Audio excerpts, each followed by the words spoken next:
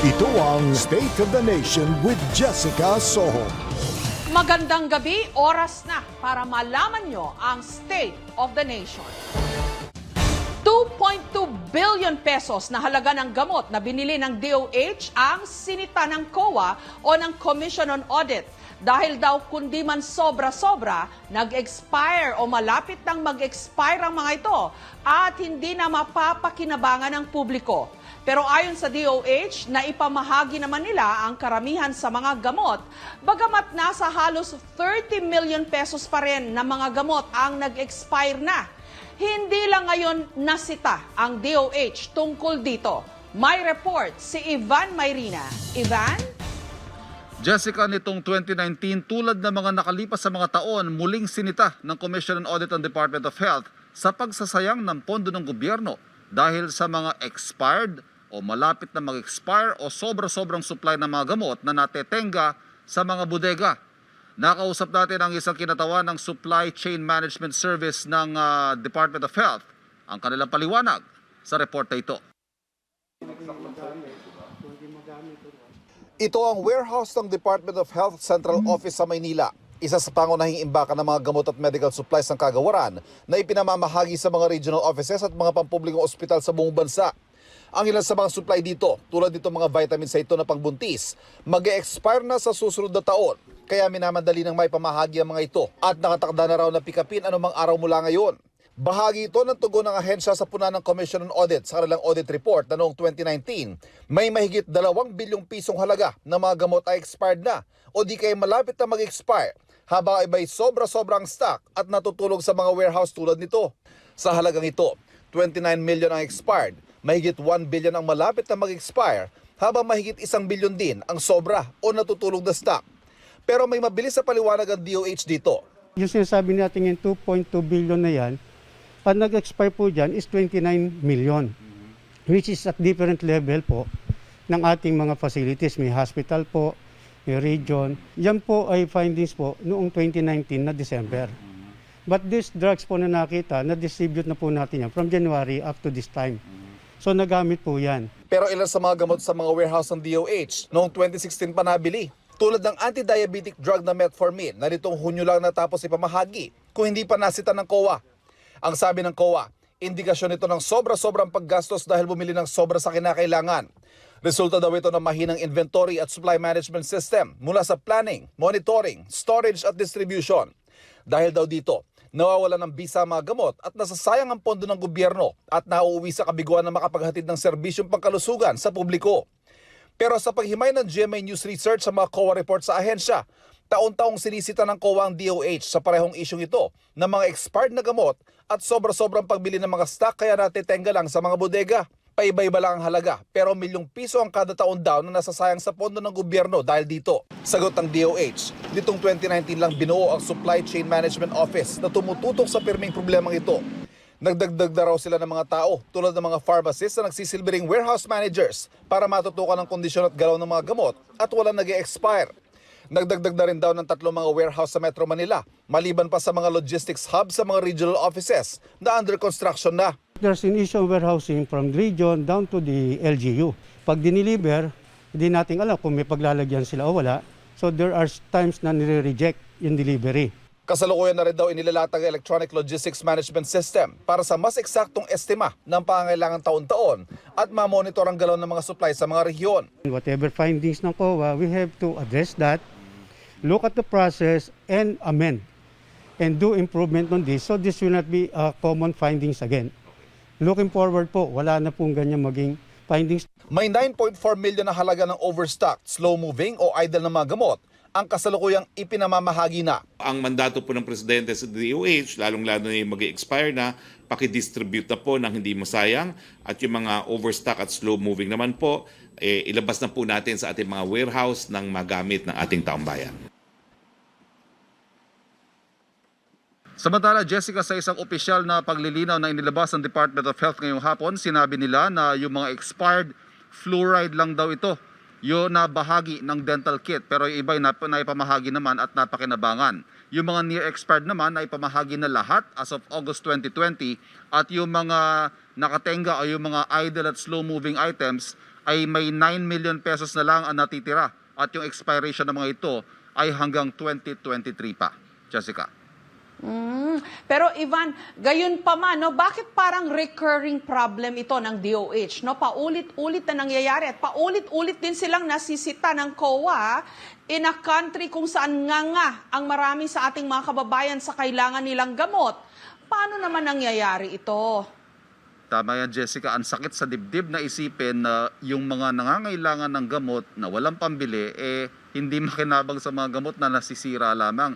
At nung tinunton o inassess ng GMA News Research natin, yung mga COA reports, as far back as 2007, pinopoint out na ng COA yung ganitong parehong problema ng expired, near expired o kaya yung mga overstocking ng mga gamot. Ito mismo, Jessica, ang dahilan kung bakit binuo nito lang 2019 itong Supply Chain Management Office ng Department of Health. Dahil aminado nga sila na maraming mga butas along the way dito sa ating supply management chain. Sa ngayon daw may mga reforms na silang in-implement.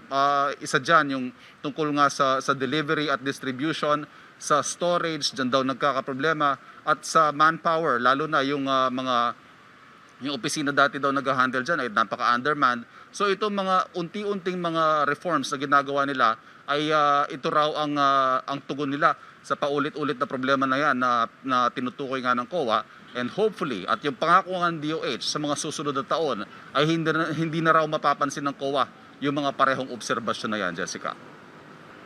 Okay, so ang sinasabi ngayon ng DOH, hindi naman totoo na 2.2 billion pesos yung halaga ng gamot na nasayang. Less naman. Bagamat, hindi nila maitanggi na meron pa ring mga nasasayang lang, yung mga nag-expire na lang. Yes, sabihin na natin, Jessica, doon sa 2.2 billion, 29 million lang naman daw yung talagang nag-expire doon. But 29 million is still 29 million. Pinakinabangan sana ng napakaraming tao na nangangailangan ng mga yan. At yun nga, yun ang they need to plug the leaks, ika nga, no, doon sa supply chain management nila. Kaya nila inaayos ito. Maraming salamat at ingat, Ivan Mayrina. Dumipensa si DepEd Secretary Leonor Briones sa mga kritiko ng blended learning program. Giit ni Secretary Briones, kahit may mga aberya, na itawid pa rin ang unang araw ng pasukan at kaunti lang naman daw ang natanggap nilang reklamo. Narito ang report. Kaya ang sinasabi namin, yung pagdeklarar ninyo ay isang victory yan para sa education. Dahil itong mga kalaban natin ay nag-i-insist na education freeze. Gusto nila sara lahat dahil hindi kaya ng DepEd, hindi kaya ng pamahalaan. Yan ang iginiit ni DepEd Secretary Leonor Briones sa gitna ng pulong ng gabinete ni Pangulong Duterte kagabi. Sa dami raw kasi ng kumukontra o nananawagan ng education freeze sa gitna ng pandemic, natuloy pa rin ang pagbubukas ng klase. Pero kung patungkol sa tagumpay ng blended learning ang tatanungin, we are not claiming success of blended learning in a month or two before the end of the year or even earlier. We will have a formal assessment. para sa Alliance of Concerned Teachers o ACT, malinaw na marami pang problema. Kahit po sa Metro Manila, ay hirap na hirap yung mga teachers natin na gumamit ng online learning. Yung ating mga estudyante ay hindi makapasok sa kanilang mga online classrooms. At sa Metro Manila po, malawakan po pala, wala po pa ring modules na handang ipamigay sa ating mga estudyante. Ayon sa DepEd, hindi lang sa internet connection nakasalalay ang edukasyon ng mga estudyante. Ang sabi po natin, may contingencies. So, hindi po pwedeng sabihin na hindi natuto ang bata just because hindi available ang internet. Hindi rin daw totoong kulang ang mga na-print na modules. Ang pag-i-print po kasi ng modules, rolling yan. Ang inihanda po natin yung para sa unang 2 linggo. Ang iba naman po unang buwan.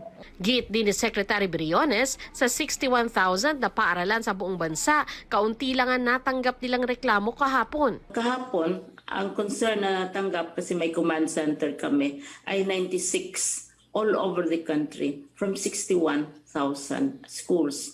So the public can draw its conclusions. Sa Makati, nag-ikot na ang mga mobile learning hubs na gawa sa pampasaherong jeep. Puno ang mga ito ng libro at learning materials para sa mga mag-aaral mula kinder hanggang grade 12. Ang mga magkatandem para dito, mga jeepney driver at mga gurong nabigyang muli ng pagkakataon matapos mawalan ng trabaho. Ilang guro at magulang naman ang nagbungkahi na sa computer shops na lang mag-aral ang mga estudyante, pero mahigpit pa rin na pinagbabawal ang operasyon ng mga ito. Pero sa maliit na shop na ito sa Quezon City, nakasalalay ang pag-aaral ng ilang estudyante. Madalas mahina po yung connection. Dito sa Wala po mga gamit masyado. Kailangan po pumunta sa computer shop. Tinitiyak naman daw ng mga bantay na sumusunod pa rin sa health standards ang mga nagpupunta. Kung ang ibang estudyante mahinang connection ang problema, ang ibang mag-aaral wala talagang gadget kaya sa module na lang umaasa. Gaya na lang ng grade 6 student na si Daniela Pearl Mauricio. Mas madali po kasi sa module para sa akin kasi ito po, libro lang po. Pwede ko pa po maaral. Kaysa po sa online, nahihirapan po. Lalo na po pag wala kaming wifi. Hindi naman siya nababahalang mapag-iiwanan. Nandiyan naman daw ang kanyang nanay at dalawang nakatatandang kapatid para mapagtanungan kung may hindi naiintindihan. Sandra Aguinaldo, GMA News. Inutos ni Pangulong Duterte na gawing libre na ang beep cards. Sa kanyang Talk to the Nation address, sinabi ng Pangulo na naaawa siya sa mga hindi makabili ng beep cards, kaya sasagutin na raw ito ng gobyerno. Sinuspindi na kahapon ang paggamit ng beep cards, kaya pwede na ulit magbayad ng cash ang mga sasakay sa mga bus sa EDSA Carousel. Bago nito, problemado ang maraming pasahero dahil kailangan nila ng 150 pesos para makasakay, 80 pesos para sa card, 65 pesos para sa maintaining balance at 5 pesos para sa convenience fee. Ayon kay Presidential Spokesperson Harry Roque, hindi pa nako-compute sa ngayon kung magkano ang kakailanganin ng gobyerno para bumili ng mga beep card na ipamimigay ng libre. Na sa ikalawang pagbasa ng Kamara ang proposed 2021 national budget. Pero ayon kay Senate President Tito Sotto, nalagay naman sa alanganin kung may papasa ito ng Kongreso bago matapos ang taon. Sinuspindi kasi ng Kamara ang sesyon ng maaga at sa Nobyembre na ang kanilang balik. Hindi sinabi ng liderato kung bakit pero kapansin-pansing lalagpasan nito ang October 14, ang petsang napagkasunduan sa Malacanang na magbobotohan para sa House Speaker. May report si Victoria Tulad. House Bill number 7727, the General Appropriation Bill of Fiscal Year 2021 is now approved on second reading. Mismong si House Speaker Alan Peter Cayetano ang nagmosyon sa sesyon ngayong hapon para aprubahan sa ikalawang pagbasa ang mungkahing 2021 national budget. We will work on your projects during the break. Sabi po ni Congressman Velasco, hostage ko daw yung budget. Kung hostage ko po yung budget, I will now move to defer the budget and to take it up in November. If hostage ko yung budget. But I will prove to Congressman Velasco and his cohorts today that I am not hostaging the budget. Ang sabi dati ni Cayetano, target na maaprubahan ito sa ikatlo at huling pagbasa sa October 14. Pero hindi na ito mangyayari dahil kahit sa October 17 pa ang break ng Kongreso, pinasuspende na ang session ngayon pa lang at babalik na sa November 16. Hindi nagbigay ng paliwanag sina Cayetano at ang mayorya kung bakit ginawa ito.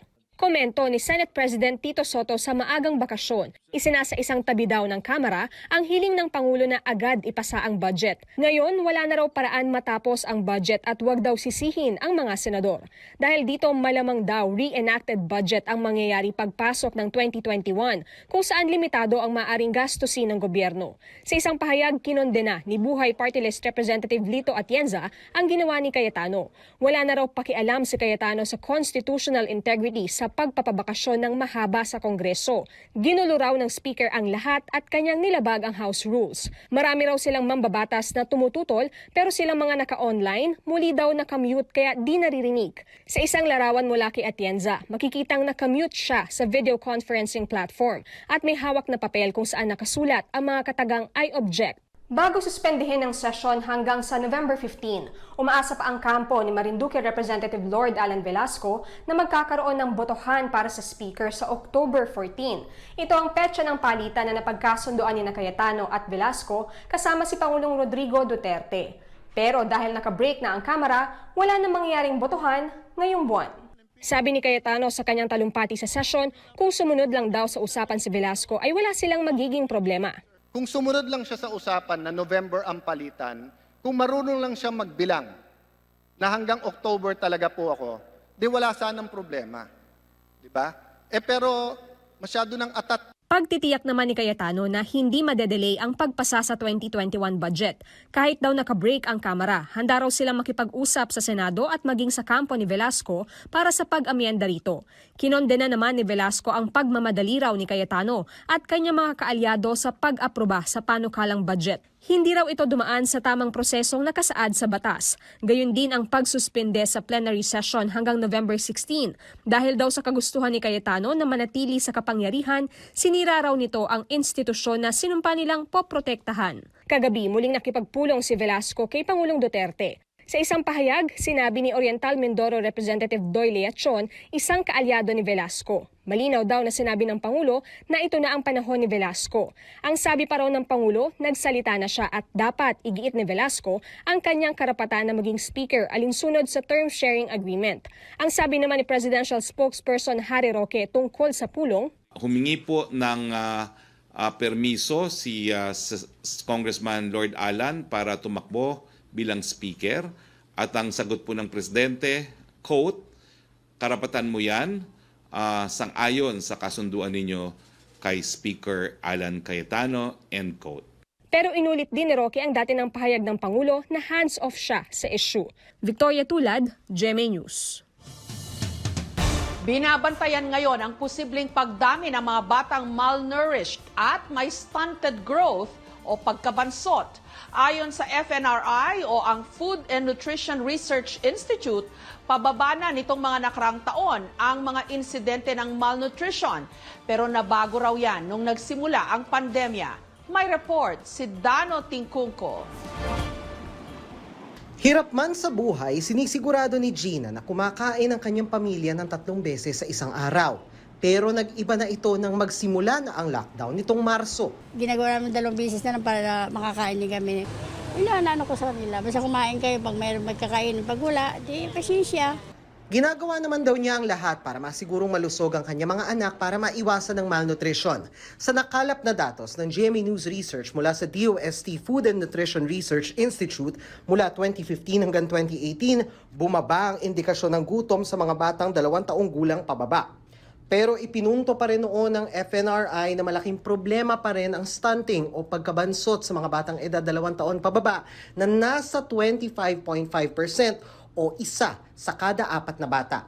Walang opisyal na datos ang FNRI para sa taong 2019 pero ayon kay Secretary Carlo Nograles, pababa rin daw ang insidente ng malnutrition noong 2019 pero nagbago lahat simula ng pandemya. Bumababa naman ang bilang ng stunting, ang underweight, pati yung wasting. Pero tandaan ninyo, 2019 yan, wala pang COVID. Ang problema natin ngayon ay baka pag mineasure natin yan ulit ngayon sa 2020, kung parehas yan sa trend ng SWS, malamang akyat ulit yan. Very worrisome para sa atin. Dahil alam niyo mga kabataan, lalo na ganito ka murang edad, 2 years old, pababa. Dito po pumapasok yung rapid brain development. Sa ilalim ng Resolution 76 ng IATF, magbibigay ng dietary support program ang gobyerno sa mga bata edad 6 hanggang 23 buwan at mga buntis na itinuturing na nutritionally at risk.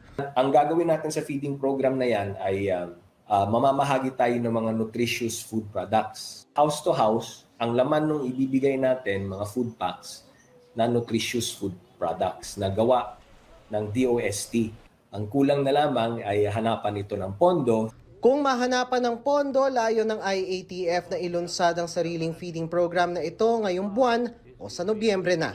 Dano Tingkungko, GMA News. Para sa karagdagang balita, nasa studio si Joseph Morong. Joseph? Maraming salamat, Jessica. Nasa White House na si US President Donald Trump Matapos ang 3 araw na pananatili sa ospital, doon na raw itutuloy ni Trump ang pagpapagaling sa COVID-19. Bago tuluyang pumasok sa White House si Trump, nagtanggal siya ng face mask para magpa-picture sa media. Kasunod nito, nag-tweet siya at sinabing hindi dapat katakutan ang COVID-19 at hindi nito dapat kontrolin ang buhay ng tao. Inulan ng batikos ang pahayag na yan ni Trump Biyernes nang ma-confine si Trump sa Walter Reed Medical Center matapos magpositibo siya sa COVID-19. Bukod sa kanyang asawang si Melania, nagpositibo rin ang ilan pa niyang mga kaanak at mga opisyal ng gobyerno. Ang White House Press Secretary na si Kayleigh McEnany ang ika-11 sa staff ni Trump na tinamaan ng COVID-19. Inanunsyo niya yan sa kanyang Twitter account. Sa tala ng Johns Hopkins University, ang Amerika ang may pinakamaraming kumpirmadong kaso ng COVID at pinakamataas na bilang na mga namatay na. Mahigit 210,000 na. Para raw pong kandila ang isang mabuting guro. Nauupos nito ang kanyang sarili, makapagbigay liwanag lang sa iba. Ang walang pag-iimbot na dedikasyon ng ating mga guro, muli na namang napatunayan sa gitna ng pandemya sa kabila ng mga hamong hatid ng blended learning. Pagpupugay po sa mga bayani ng silid-aralan. Panoorin natin. In-assign kami from different drop-off centers to distribute modules. So from school, going to drop-off center, approximately mga 10 kilometers. So gamit po ng motor ko, compared nung umaga, medyo maliit pa. Pero nung hapon na umulan, tumaas talaga. Tumaas. So nagdadalawang isip kami ni Ma'am Marian na ano ba, we have to susuungin ba namin to, yung tubig, or we just wait. So yun, we decided po na sige, susuungin na natin to. We teachers extend our effort to our students. Kapalit po nito ay pagkatuto ng ating mga estudyante po. Hindi ibig sabihin na kapag mahirap ka, hindi ibig sabihin na wala kang gadgets, you cannot go to education. Kami ng mga guro patuloy na magbibigay inspirasyon and magbibigay gabay para sa inyo upang makamit nyo ang inyong mga mithiin sa buhay. Kahit naman po mahirap, kakayanin po para po sa mga bata. Nandun po na kasi talaga yung ano po yung aming sinumpaang tungkulin. Sabi nga po nila, children learn best when they are having fun. Go teacher Sid! Online class po kasi para yung screen time po, yung focus ng bata, ano kaya kung ibigay natin yung parang dobleng energy pa para at least makahawa po tayo ng energy sa mga student. Happy Teachers Day po. Salamat po. Maraming salamat dahil binigyan niyo ng pagpapahalaga ang mga guro.